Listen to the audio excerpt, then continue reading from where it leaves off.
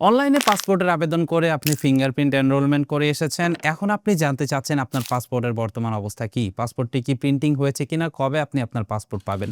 আপনি চাইলে এই জিনিসটা আপনার মোবাইল ফোন দিয়ে দেখতে পারবেন। এর জন্য আপনার প্রয়োজন পড়বে আপনাকে পাসপোর্ট অফিস থেকে যে ডেলিভারি স্লিপটা দেওয়া হয়েছে, এই ডেলিভারি স্লিপটা। তার কারণ এই ডেলিভারি স্লিপের ভিতরে একটা নাম্বার রয়েছে, সেই সাথে রয়েছে আপনার জন্ম তারিখ। এই ২ টা তথ্য দিয়ে আপনি পাসপোর্টের বর্তমান স্ট্যাটাস দেখতে পারবেন। এর জন্য আপনি আপনার মোবাইল ফোন থেকে Google Chrome ব্রাউজারটি ওপেন করবেন। এটা কিন্তু মোবাইল ফোন দিয়েই দেখা যায়। আপনি যেটা করবেন Google Chrome ব্রাউজার ওপেন করার পর URL বারে টাইপ করবেন ই-পাসপোর্ট লিখে। ই-পাসপোর্ট লিখে সার্চ করলেই দেখতে পারবেন এইখানে যে সবার উপরেই epassport.gov.bd এই ওয়েবসাইটটি চলে আসবে। ওয়েবসাইটটিতে প্রবেশ করবেন। এখানে প্রবেশ করলে আপনি দেখতে পারবেন এখানে রয়েছে 3 মাইনাস, এই 3 মাইনাসে ক্লিক করবেন এবং চেক স্ট্যাটাস নামের একটা অপশন পাবেন। এখান থেকে এই চেক স্ট্যাটাস এই লেখাটিতে ক্লিক করবেন। এখানে ক্লিক করলে নিচের দিকে গেলে দেখতে পারবেন online registration ID or application ID, নিচে রয়েছে ডেট অফ বার্থ। এবার আপনাকে যে ডেলিভারি স্লিপটা দেওয়া হয়েছে পাসপোর্টের ডেলিভারি স্লিপ, সেটার একদম উপরের অংশে বাম পাশে আপনি দেখতে পারবেন এখানে একটা নাম্বার রয়েছে। সেই নাম্বারটি আপনি এখানে দিয়ে দিবেন। নাম্বারটি অ্যাপ্লিকেশন আইডির জায়গায় দিবেন অথবা সামারি পেজের ভিতরে যে আপনার যে ওআইডি রয়েছে সেই ওআইডিটা চাইলে আপনি এই যে এখানে দিতে পারেন, অনলাইন রেজিস্ট্রেশন আইডির জায়গায় সেটা দিতে পারেন।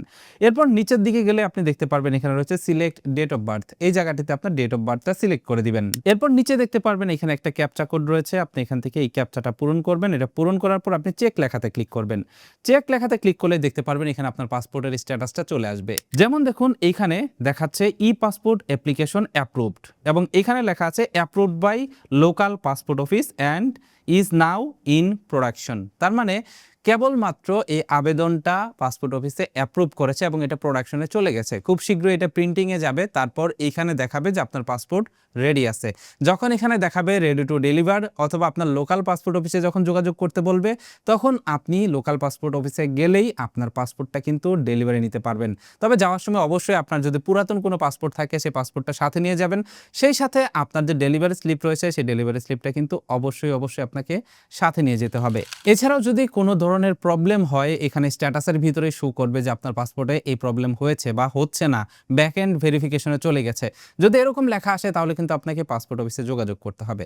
অনেকেই প্রশ্ন করে থাকেন আমি আমার পাসপোর্টটি অন্য কারো মাধ্যমে আমি কালেক্ট করতে পারবো কিনা, তার মানে ডেলিভারি নিতে পারবো কিনা। আপনি ডেলিভারি স্লিপ দিয়ে আপনার যে কোনো একজন প্রতিনিধি পাঠাতে পারবেন, তবে সেই ক্ষেত্রে অবশ্যই সেটা হতে পারবে আপনার ফ্যামিলি মেম্বার। আপনার ফ্যামিলি মেম্বার যদি হয় তাহলে সে চাইলে এটা কালেক্ট করতে পারবে।